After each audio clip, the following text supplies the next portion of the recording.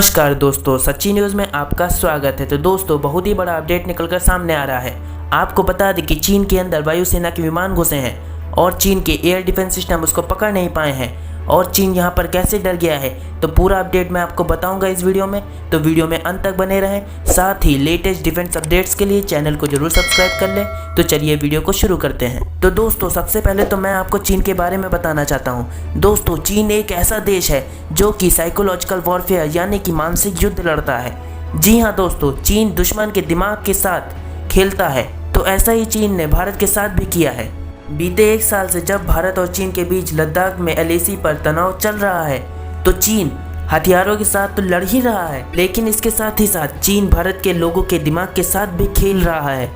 और यही वजह है कि बहुत लोग सोशल मीडिया प्लेटफॉर्म पर यह भी बोलते हैं कि चीन भारत से कई गुना ज़्यादा शक्तिशाली है और भारत चीन का मुकाबला नहीं कर सकता।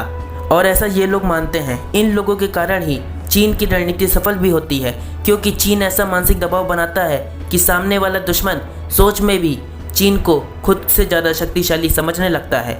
और इसके अलावा चीन छोटी सी बात को पहाड़ बनाने में माहिर है। छोटी सी उपलब्धि को किस तरह से 100 गुना बड़ा दिखाया जाए, ये चीन को अच्छे तरीके से आता है। ये बात का एक बहुत ही अच्छा उदाहरण है चीन के JF-17, JF-20 लड़ाकू विमान, जिन्हें चीन बहुत ही एडवांस 5वीं पीढ़ी का विमान बताता है और JF-17 को तो राफेल से भी ऊपर रखता है। लेकिन हम सभी जानते हैं कि JF-17 कितना सस्ता और किस लेवल का लड़ाकू विमान है। राफेल से बराबरी तो दूर, ये JF-17 भारत के तेजस की कंपटीशन में भी नहीं है। और मलेशिया ने तो इनकी पोल ही खोल दी थी जब उन्होंने अपने फाइटर जेट की रिक्वायरमेंट्स के लिए JF-17 को भारत के तेजस से कंपटीशन करवाया। हम तो खुद तेजस को 4th जनरेशन फाइटर जेट मानते हैं, और जब उसका मुकाबला JF-17 नहीं कर पा रहा है, तो फिर राफेल तो तेजस से कई ज़्यादा एडवांस विमान है। लेकिन चीन इस बात का पतंगड़ बनाए हुए है कि उनके विमान बहुत ही ज़्यादा उन्नत हैं, और इस बात को हमारे भारत में भी कई लोग मान लेते हैं। लेकिन भारत डरने वाले देशों में नहीं है, और इसीलिए चीन अपने आस पड़ोस में छोटे छोटे देशों को डरा धमका के रखता है कि वो भारत के पक्ष में कहीं चले ना जाए। और इसी तरह से चीन ने तिब्बत पर भी कब्जा करके रखा है, और वहीं ताइवान को भी चीन ने अपने कंट्रोल में ले रखा है। तभी चीन जब मन चाहे ताइवान के एयर स्पेस में घुस जाता है। हाल ही में फिर से एक बार ताइवान और मलेशिया के एयर स्पेस में चीन घुसा था, और चीन की इसी डराने वाली रणनीति को उसी पर पलट कर मारा है एक ऐसे देश ने जिसने अपना 40 साल पुराना खुफिया विमान चीन के अंदर घुसा दिया है। हाँ दोस्तों, आप सब इस देश को जानते हैं। ये देश और कोई नहीं, अमेरिका है। तो दोस्तों, अमेरिका ने हाल ही में अपने 40 साल पुराने एक लड़ाकू विमान को चीन के एयर डिफेंस जोन में घुसा दिया है। मजे की बात यह है दोस्तों कि चीन के एयर डिफेंस सिस्टम ने इस पर फायर ही नहीं किया।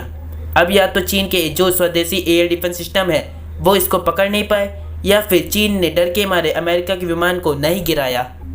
और अमेरिका भी यहाँ पर बहुत दिमाग से काम ले रहा है, क्योंकि उसने अपने इतने पुराने प्लेन को भेजा है जिससे चीन के एयर डिफेंस सिस्टम की पोल खुल जाती है कि अगर चीन 40 साल पुराने विमानों को नहीं पकड़ पा रहा है, तो फिर वो भारत के सेमी स्टील्थ राफेल को कैसे पकड़ पाएगा। और इसके अलावा भारत जो फुल स्टेल्थ बॉम्बर बना रहा है, इसके अलावा AMCA जो फुल स्टेल्थ फाइटर जेट बन रहा है, उसके आगे चीन के एयर डिफेंस सिस्टम तो फीके पड़ जा रहे हैं। हालांकि यहाँ पर गौर देने वाली बात यह भी है कि चीन के पास तो S-400 भी मौजूद है। तो यहाँ पर कई लोग ये भी कहेंगे कि चीन चाहता तो आराम से इस अमेरिकी विमान को गिरा सकता था। तो मेरा ये मानना है कि बिल्कुल, मैं ये मानता हूँ कि S-400 डिफेंस सिस्टम एक बहुत ही इफेक्टिव डिफेंस सिस्टम है, लेकिन चीन के पास इसके लॉन्ग रेंज मिसाइल नहीं है, और इसे चीन ने अपने सबसे खास शहरों में तैनात किया हुआ है। जहाँ पर अमेरिका का ये प्लेन घुसा है, वहाँ पर S-400 नहीं बल्कि चीन के बनाए हुए स्वदेशी डिफेंस सिस्टम है जिनकी पोल खुल चुकी है। तो यहाँ पर सबसे बड़ी बेइज्जती हुई है उन लोगों की जो चीन को सपोर्ट करते हैं। तो आप क्या कहना चाहेंगे इसके बारे में कमेंट सेक्शन में कमेंट्स करके जरूर बताएं। साथ ही जो भारत को अपनी मातृभूमि मानते हैं, तो वो जरूर कमेंट्स करके हमें बताइएगा। साथ ही लेटेस्ट डिफेंस अपडेट्स के लिए चैनल को जरूर सब्सक्राइब कर ले। जल्द ही मिलेंगे ऐसे कोई अगले वीडियो में। तब तक के लिए जय हिंद, वंदे मातरम।